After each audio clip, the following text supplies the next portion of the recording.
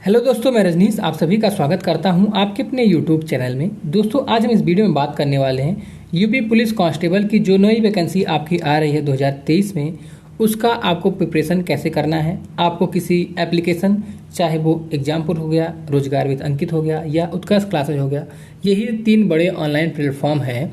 और क्या आपको इनके साथ जुड़ के तैयारी करना चाहिए या आपको खुद से सेल्फ स्टडी करनी चाहिए।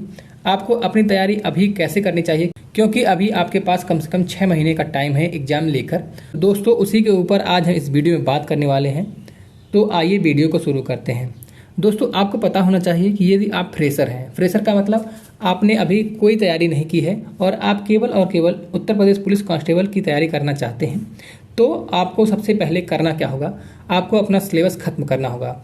और आप सिलेबस के बारे में अभी कुछ नहीं जानते हैं, तो इसलिए आप यदि घर से बाहर नहीं जा पाते हैं या आप घर से बाहर कहीं रूम लेकर भी रहते हैं, तो आप ऑनलाइन एप्लीकेशन के माध्यम से किसी भी चैनल से, चाहे वो एग्जामपुर हो, रोजगार विद अंकित हो या उत्कर्ष क्लासेज, किसी से अगर आप जुड़ना चाहते हैं तो जुड़ के पढ़ सकते हैं।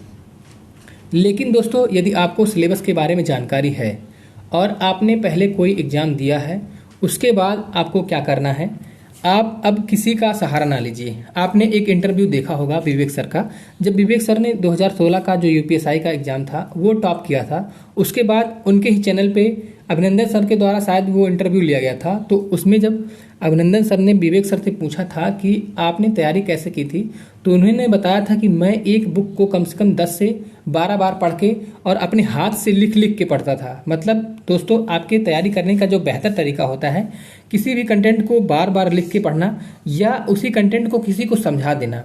यदि आप किसी को साथ साथ पढ़ाते भी हैं तो आपकी जो तैयारी होती है वो ज़्यादा बेहतरीन हो जाती है आपके किसी के पढ़ने की अपेक्षा। तो दोस्तों, यदि आप किसी को पढ़ा नहीं पाते हैं तो आप उस कंटेंट को बार बार लिख के पढ़िए, और जब आप उसको लिख के पढ़ेंगे तो उससे आपको दिक्कत नहीं होगा। एक कंटेंट को कम से कम 7 से 8 बार पढ़िएगा। और यही तरीका मैंने यूपीएसआई 9534 में फॉलो किया था कि मैंने कंटेंट को लिख लिख के पढ़ा था। दोस्तों, यदि आप सेल्फ स्टडी करना चाहते हैं यूपी पुलिस कांस्टेबल के लिए, तो मैं आपको जो बुक सजेस्ट कर रहा हूँ उससे अच्छा बुक आपको कोई नहीं मिलेगा आपका बेसिक तैयार करने के लिए, और इतना सफिशिएंट रहेगा आपके यूपी पुलिस कांस्टेबल के लिए। दोस्तों, आपको सबसे पहले हिंदी की लूसेंट आती है, उसको पढ़ लेना है। उसके अलावा आपको कुछ नहीं पढ़ना है, उतने से आपका काम हो जाएगा। दोस्तों, जीके के लिए आपकी लूसेंट आती है, उसको यदि आप पूरा पढ़ लेते हैं तो उससे भी आपका पूरा काम हो जाएगा, उससे बाहर आपको नहीं पढ़ना पड़ेगा। दोस्तों, उसके बाद बात करते हैं यूपी जीके का। तो एक आता है गंगा पब्लिकेशन का, या कोई और है घटना चक्र, किसी का भी लिखे, यदि आप पढ़ लेते हैं उसको तो वो भी आपके लिए सफिशिएंट रहेगा। मैथ यदि आप लगा रहे हैं, आर.एस. अग्रवाल लगाते हैं, या किसी भी वीडियो से या आप किसी नोट से अपना रिवीजन करते रहते हैं तो उससे भी आपका काम चल जाएगा। बात आती है रीजनिंग की। रीजनिंग का इसमें जो वेटेज है बहुत ज़्यादा है, 110 नंबर के आसपास हो जाता है रीजनिंग, क्योंकि 55 क्वेश्चन के आसपास रीजनिंग आती है। तो इसलिए जो रीजनिंग आता है वो आपको डेली प्रैक्टिस करना होगा। लिए आपका बेसिक तैयार होना चाहिए और आपके सोचने की क्षमता कितनी अच्छी है उसके ऊपर डिपेंड करता है। रीजनिंग जल्दी भूलता नहीं है।